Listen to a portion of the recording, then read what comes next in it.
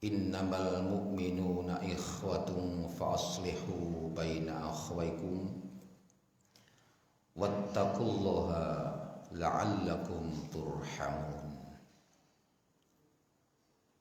Allahumma arinal haqqa haqqa warzuqna ittiba'ah wa arinal batila batila warzuqna ijtinabah. Bapak, ibu-ibu jamaah subuh, insya Allah berbahagia dunia dan akhirat.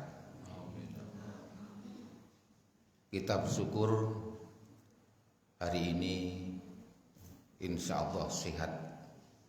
Zahirnya kita melihat sehat, walaupun saya yakin kalau sudah seumur kita itu mesti ada boyok keju, dengkule cenut-cenut,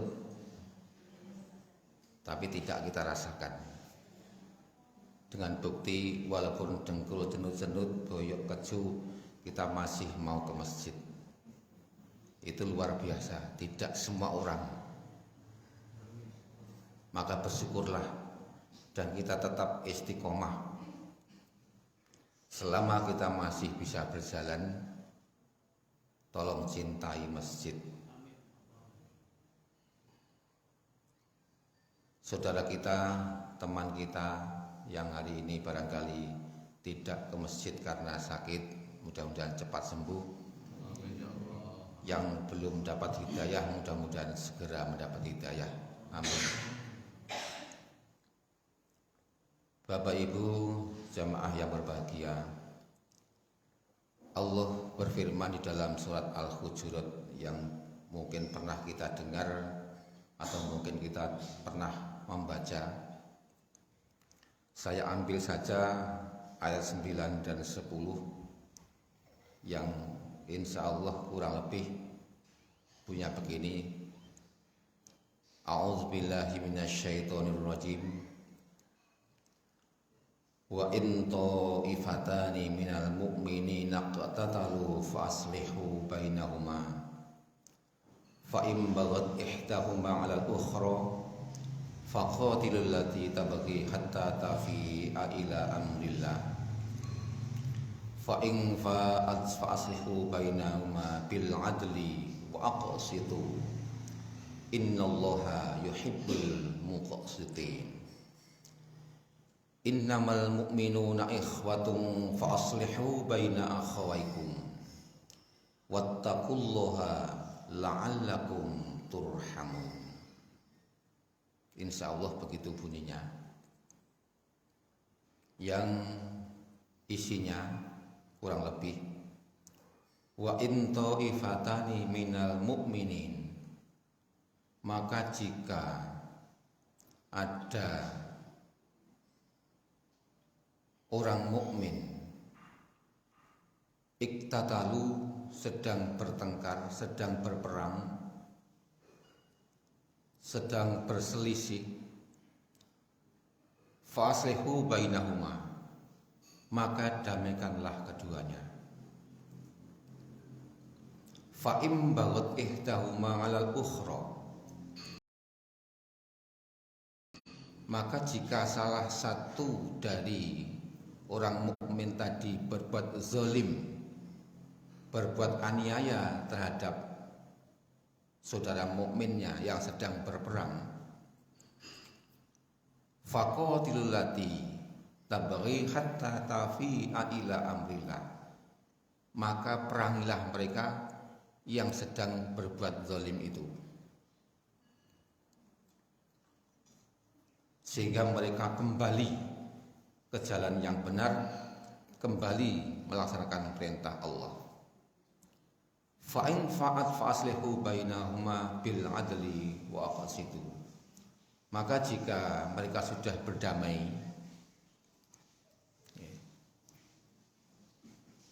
maka damaikanlah mereka dengan adil, wa aqsitu, dan berlaku adillah. Yang berbuat zalim ya diingatkan, kalau sudah ingat ya jangan dimarahi, jangan dianiaya kembali.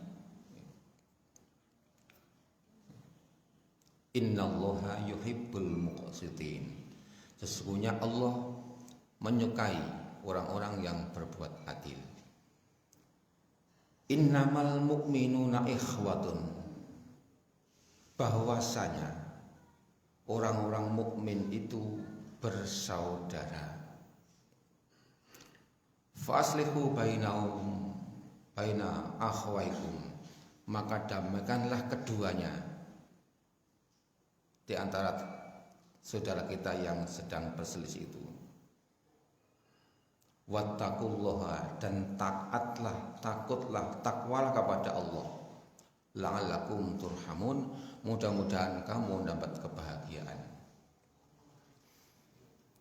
Bapak Ibu yang berbahagia, saya kira kalau kita mendengar arti kita sudah paham maksudnya, minimal gambaran ada. Tapi sedikit Bapak Ibu kita gali di balik itu, di balik barangkali yang kita belum pernah membacanya. Bapak Ibu, langsung saya ambil yang ayat 10. Innamal mu'minun. Di sini pakai kata innama. Kata-kata innama di sini adalah kata pembatasan. Jadi untuk membatasi, tidak semua orang ikut di situ. Jadi hanya orang-orang beriman. Sesungguhnya orang-orang beriman, ikhwatun. Ikhwatun itu saudara, bersaudara. Ikhwatun itu dari kata aslinya akhun, artinya saudara. Perbedaannya, kalau akhun itu saudara senasab,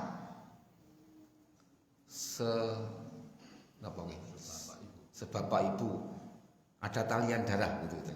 Itu kalau akhun. Kalau ikhwatun atau ikhwan itu mengarah pada saudara seagama. Saudara seagama. Jadi kalau akhun itu kalau sudah berbeda agama, itu di akhirat sudah bukan menjadi saudara lagi. Tapi kalau ikhwatun, orang mukmin itu dunia akhirat tetap saudara. Jika dua orang mukmin sedang berselisih, berperang, maka kita diberitahu untuk mendamaikan. Mendamaikan. Dua orang saja disuruh mendamaikan, apalagi banyak orang antara kelompok muslim. Nah sekarang kan banyak tuh saling menjatuhkan, saling mencemooh, saling nopongi karena iri dan dengki itu. Kita sebenarnya diperintahkan untuk segera damai, mendamaikan yang tahu. Dalam mendamaikan di sini harus didasari dengan takwa. Tidak boleh kasih, tidak boleh membantu salah satu golongan, salah satu orang dari yang sedang bertengkar itu. Kita sebenarnya mendamaikan keduanya. Bahkan ada bohong yang dibolehkan selama kita itu untuk mendamaikan orang. Nah itu bisa saja. Tapi bohong yang dibolehkan itu bohong dalam rangka untuk mendamaikan orang yang sedang bertengkar itu boleh. Si A, si B ini sedang bertengkar berselisih. Maka ketika berbicara dengan A menyampaikan kebaikan B. Sebaliknya ketika bicara dengan B menyampaikan kebaikan A, walaupun kebaikan itu tidak ada. Ini dalam rangka untuk mendamaikan. Itu diperbolehkan. Bapak Ibu jamaah yang berbahagia, kalau kita mendamaikan itu didasari dengan takwa, Allah berjanji la'allakum turhamun. Mudah-mudahan kamu mendapatkan rahmat. Napa rahmat itu? Rahmat itu kebahagiaan. Rahmat itu asal katanya artinya selamat dari kesusahan. Jadi orang yang mendapatkan rahmat itu dihindarkan dari segala kesusahan. Maka orang yang berdamai sudah baik didasari dengan takwa, hidupnya akan bahagia. Tidak hanya di dunia, tapi di akhirat juga bahagia. Bapak Ibu, bicara saudara, bicara teman, dalam kehidupan sehari-hari di sekitar kita akan dilingkungi oleh saudara maupun teman. Ada saudara atau teman bisnis, ada teman sekantor, bahkan teman bermain, karena kedua-duanya senang mancing maka sering bertemu menjadi teman. Dan selanjutnya ada lagi teman yang karena suka nonton bola sering ketemu menjadi teman saudara. Bapak Ibu, mari kita dalam mencari saudara seiman, kata-kata seiman karena mengaku iman juga, carilah teman saudara yang baik. Baik di sini tidak hanya baik di dunia, tapi baiknya sampai di akhirat. Karena ada baiknya hanya untuk 2 orang saja. Teman bisnis misalnya, ya saling menguntungkan, tapi merugikan orang lain, itu namanya tidak menyelamatkan. Maka carilah teman saudara yang baik. Teman dan saudara baik ini tidak hanya di dunia, tetapi sampai di akhirat. Walaupun sama-sama nonton bola, carilah orang-orang yang nonton bola yang beriman. Contohnya apa? Karena asing nonton bola, waktunya sholat azan, nah, situ ben bar pisan itu. Waktu subuh sudah azan, belum selesai, tinggal sedikit rame-rame nih. Loh, ini bagi orang yang tidak baik, genteni pisan. Tidak mau ke masjid, padahal biasanya ke masjid. Teman yang baik akan mengingatkan. Ini contoh saja. Bapak Ibu yang berbahagia, saya membaca suatu cerita, wallahu alam, mudah-mudahan benar yang saya baca itu. Ada seorang sahabat, teman yang punya teman yang baik.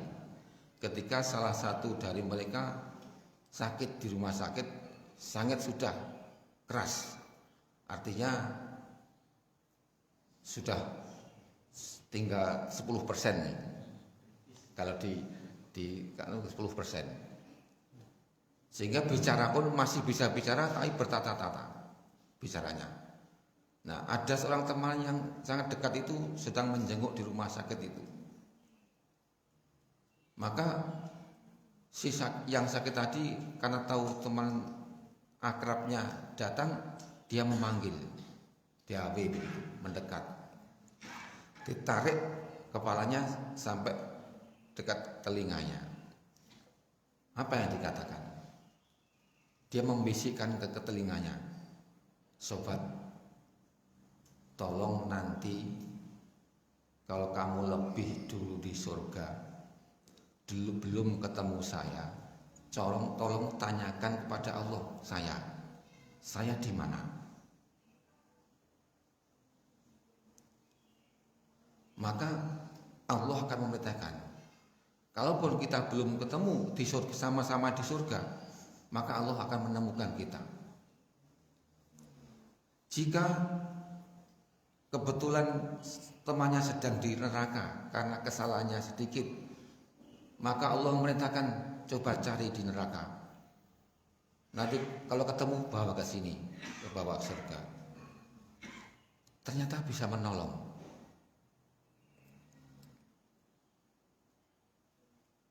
Maka sebaliknya orang yang dibisik tadi sampai juga membisikkan, saya juga.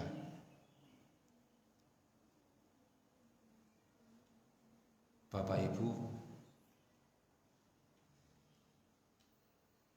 kalau bisa jamaah ini mungkin diusahakan bisa kenal. Laiso takmir itu punya daftar nama. Jika nanti kalau teman mencari temanku jamaah di Ahmad Dahlan kok enggak ketemu, tanyakan kepada Allah.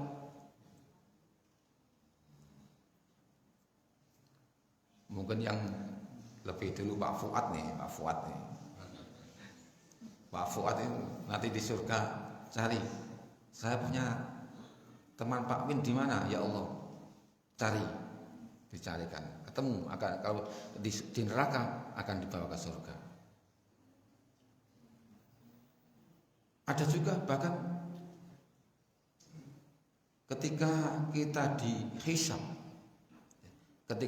dihisab, kemudian ternyata sholat kita tidak diterima, zakat kita tidak diterima, puasa kita tidak terima, bahkan haji kita tidak terima.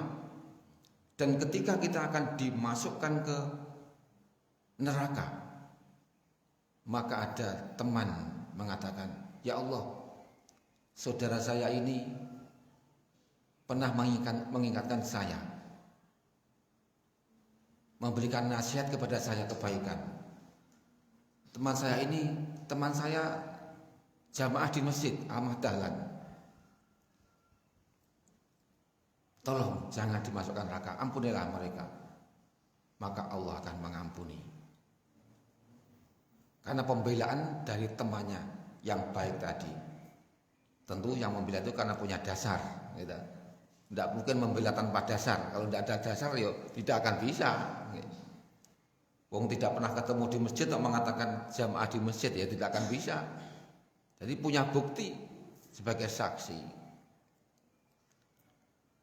Maka dari itu Bapak Ibu yang berbahagia, marilah kita bersaudara yang baik, saling mengingatkan. Walaupun kadang kita punya HP, kita punya dapat WA yang baik, sharekan kepada teman kita, saudara kita. Itu akan bermanfaat. Salah satu nanti sebagai bukti bahwa kita itu saling memberikan nasihat kebaikan. Itulah fungsinya saudara, saudara seiman. Bapak Ibu, kesimpulan, saya tidak akan banyak bicara. Kurang bicara itu kalau lebih banyak bicara akan lebih banyak kesalahan. Sedikit saja apa maksudnya itu. Yang penting kita amalkan. Bab orang itu kalau banyak bicara, semakin banyak kesalahan. Maka namun saya simpulkan saja dari ayat 10 Al-Hujurat itu, kalau kita simpulkan ada 5 hal. Bahwa pertama, orang-orang beriman itu meskipun bukan saudara kandung, mereka terikat dengan persaudaraan iman, yaitu ukhuwah imaniyah. Itu bagaikan saudara sekandung. Bahkan ikatannya lebih kuat daripada saudara kandung.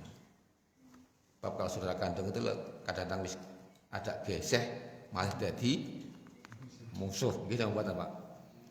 Kata toh, dulur dadi musuh, wong liya dadi dulur. Banyak terjadi di masyarakat. Nah, tapi kalau saudara mukmin, insya Allah sampai akhirat. Yang kedua, ketika ada orang yang beriman bertikai, maka kita berkewajiban orang mukmin lain untuk mendamaikan. Yang paling punya kewajiban adalah pemimpin kaum muslimin.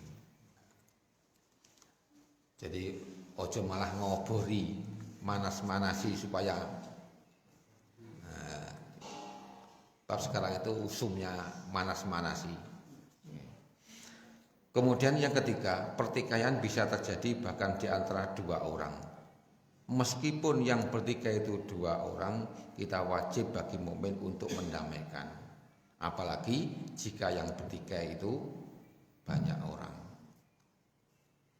Bahkan kalau sampai kita orang mukmin itu bertikai saling membunuh, nah ini malah baik yang membunuh maupun yang dibunuh sama-sama akan masuk neraka. Jadi podo wong Islami kok kekiran saling membunuh, sing mateni ya mlebu neraka, sing dipateni ya mlebu neraka. Mengapa begitu, Pak? Karena yang dibunuh pun juga berniat mau membunuh juga, kan sama-sama mau membunuh, jadi sama-sama masuk neraka walaupun benar itu. Jadi matan ini benar kalau dia merasa benar. Kemudian berikutnya, orang-orang mukmin harus menjadi takwa sebagai landasan dari seluruh amal perbuatannya. Jadi amal yang kita lakukan itu harus didasari dengan takwa. Termasuk dalam mendamaikan dua orang yang bertikai, dengan takwa bisa adil dan tidak diskriminatif. Dengan takwa juga akan memperoleh rahmat dari Allah Subhanahu wa taala. Kemudian yang terakhir, ayat ini mengisyaratkan persatuan dan kesatuan akan melahirkan rahmat, melahirkan kebahagiaan. Sebaliknya, pertikaian, permusuhan, perpecahan akan menjauhkan dari rahmat atau kebahagiaan dari Allah Subhanahu wa taala. Bapak Ibu, mari kita saling berpesan. Monggo kita nanti saling mengingatkan dimanapun kita berada. Teman kita yang lama tidak ke masjid ditanya, kemana kok tidak ke masjid, dan seterusnya. Mudah-mudahan dan insya Allah kita semua akan masuk surga. Dan yang lebih dulu tolong mencari saudara kita sejamaah ini, terutama takmir. Takmir itu akan lebih dulu masuk surga ini. Takmir itu dhisik dhewe mlebu swarga. Karena apa? Karena takmir adalah pegawainya Allah yang menggaji Allah. Selama dari takmir itu niatnya lillahi ta'ala. Mudah-mudahan kita semua oleh Allah disaudarakan sampai dunia akhirat. Amin ya rabbal alamin. Bapak Ibu, demikian yang kami sampaikan secara singkat, mudah-mudahan ada manfaatnya. Ada kurang lebihnya mohon maaf. Billahi taufiq wal hidayah. Wassalamualaikum warahmatullahi wabarakatuh.